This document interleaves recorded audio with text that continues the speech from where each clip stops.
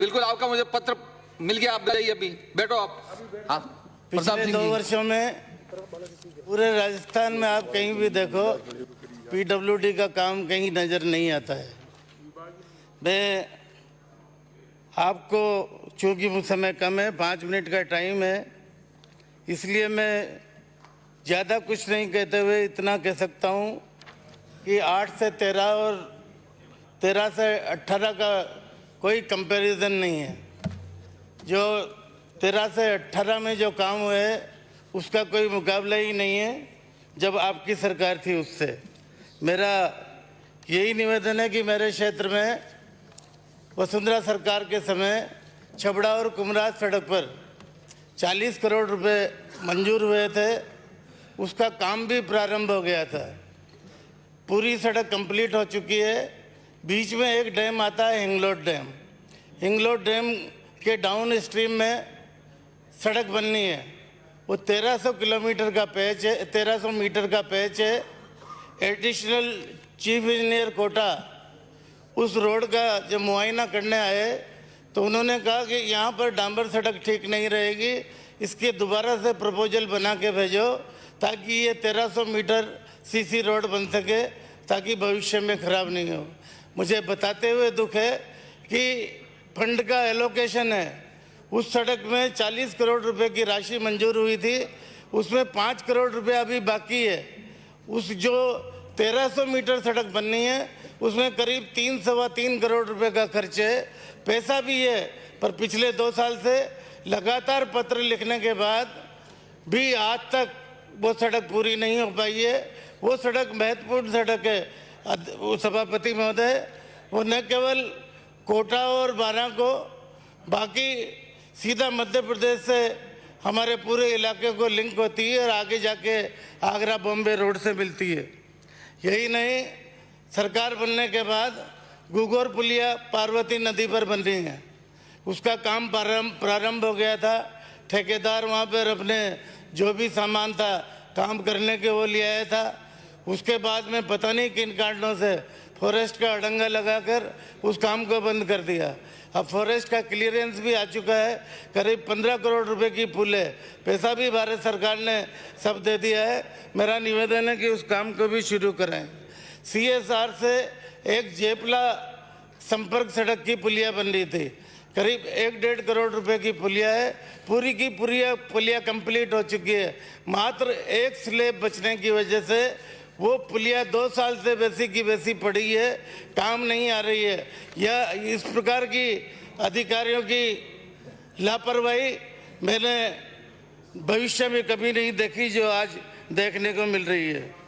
और यही नहीं, जो काम वसुंधरा सरकार पे मंजूर हो गए उनको ना तो ये सरकार कैंसिल कर रही है, निरस्त कर रही है, ना उनको चालू कर रही है। निरस्त करो तो पब्लिक आपका गला पकड़ती है, चालू करो तो आपके पास पैसा नहीं है, फिर ये झूठी घोषणाएं क्यों करते हो? इसलिए मेरा निवेदन है कि जो वसुंधरा सरकार के समय जितनी भी घोषणाएं हुई वो भी कोई राजस्थान की घोषणा है, राजस्थान के लोगों के भी काम आएगी।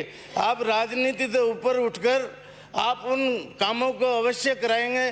जैसे मेरे क्षेत्र में बालाजी घाटा की पुलिया है, ये भी मध्य प्रदेश को जोड़ती है। नेशनल हाईवे से तुमड़ा संपर्क सड़क है 90 से। छबड़ा छिपोड़ोद में डाक बंगला है, डाक बंगलों की हालत इस प्रकार की है कि वहाँ अफसर तो क्या, मेरे ख्याल से मजदूर भी नहीं रुक सकता, इस प्रकार की स्थिति वहाँ पर है। छबड़ा सब डिवीजन हेडक्वार्टर है, 1907 की नगर पालिका है, बहुत पुराना सब डिवीजन है, बहुत पुराना एरिया है, मध्य प्रदेश से लगा हुआ है। वहाँ पर कम से कम डाक बंगलो तो छबड़ा और छिपोड़ोद में ठीक होना चाहिए। यही नहीं, छबड़ा और छिपोड़ोद दोनों बड़े कस्बे हैं, दोनों के बीच का डिस्टेंस 15 किलोमीटर है। आवागमन बहुत अधिक है क्योंकि हमारी कोर्ट्स मंडी वगैरह ज़्यादातर छबड़ा जाना पड़ता है, इसलिए छबड़ा और छिपोड़ोद सड़क को 2 लेन किया जाए। और मेरा आपसे यही निवेदन है कि छबड़ा कुमराज के साथ साथ आप मेरे क्षेत्र की निम्न सड़कें ग्राम बूंडला से शेखापुर, रारोन फाटक से हनुमतखेड़ा पार, कोहनी से गणेशपुरा, पचकुई से सीजनिया, मोकमपुरा से माधोपुर, तेलनी से सेमलखेड़ी, पाली नीमखेड़ा रोड से नवाबपुरा, काबरखो से बालियाबरडी, खजूरी से खलकपुरा, रूपा रेल से मोहम्मदपुर, करनाल से खेड़ला, बरसत से पातला पानी, लक्ष्मीपुरा से जयनगर, कोलूखेड़ा से रामनगर, सज्जनपुर रोड से प्रहलादपुरा, कालाटोल से पथरी, सैकूट से जामरिया मजरा, बरसत से बीलखेड़ा, मोखमपुरा से टूंडपुरा वाया गुजरखेड़ी, हरनावदा शाहजी से चालर को, दहलनपुर से डोकरी को और डोलम रोड से केलखेड़ी, छबड़ा दरनावदा NS से खेड़ला। मैं ये इसलिए कह रहा हूँ माननीय मुख्यमंत्री महोदय, माननीय सभापति महोदय, कि आपको सुनने में तो ये काफ़ी लंबी सड़कें नज़र आ रही होगी कि इन्होंने पूरे क्षेत्र की सड़कों का जिक्र कर दिया, पर इन सड़कों की लंबाई कोई ज़्यादा अधिक नहीं है। कोई 500 मीटर है, कोई 700 मीटर है, कोई 1 किलोमीटर है। ऐसी छोटी छोटी सड़कें अगर स्टेट हाईवे से मिल जाती है तो मैं समझता हूँ क्षेत्र के लोगों को भी फायदा है। और जिस प्रकार से हमारा सबका सोच है कि हम ग्रामीण जनता को शहरों के मुकाबले में लाकर खड़ा करना चाहते हैं, हमारा सबका सोच है कि गांव में भी वही फैसिलिटी हो जो शहरों में हो, तो निश्चित रूप से मैं निवेदन करना चाहूँगा कि इस प्रकार की सड़कें जो कम लागत में ज़्यादा गांवों को जोड़ती है, निश्चित रूप से आपको बनाना चाहिए। मैं इतना कहते ही आपका ध्यान दिलाना चाहूँगा कि जो मैंने यहाँ पर जो भी बात कही है, आशा है सरकार उसका संज्ञान में लेगी। और एक महत्वपूर्ण बात और कहते हुए अपनी बात समाप्त करूँगा। कोटा से कैथून, कवाई, छबड़ा होते हुए आगरा बॉम्बे रोड रुठियाई तक नेशनल हाईवे डिक्लेयर करवाएं। सड़क 7 मीटर चौड़ी है, जो नेशनल हाईवे के नॉर्म्स में आते हैं, पेवर शोल्डर सब कंप्लीट हैं।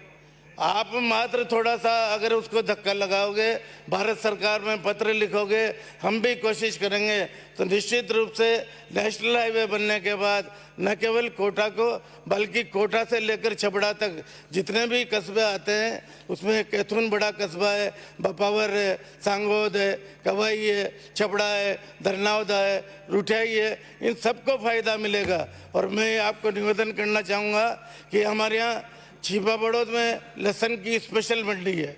लहसुन के सैकड़ों ट्रक रोज अपने साउथ इंडिया में और नॉर्थ इंडिया में, ईस्टर्न इंडिया में सब जगह वहाँ से जाते हैं। सड़कों के अभाव की वजह से, टूटी सड़कों की वजह से वो काम नहीं हो पा रहे हैं।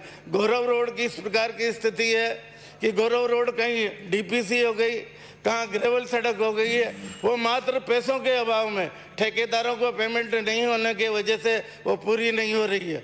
अभी महीने भर पहले का तो मुझे पता है, आज की स्थिति क्या है मुझे पता नहीं है, पर करीब 40 करोड़ रुपया तो वसुंधरा सरकार के टाइम 12 जिले के ठेकेदारों का सड़कों का और करीब 7 करोड़ रुपया बिल्डिंग का कॉन्ट्रैक्टर्स का बाकी है।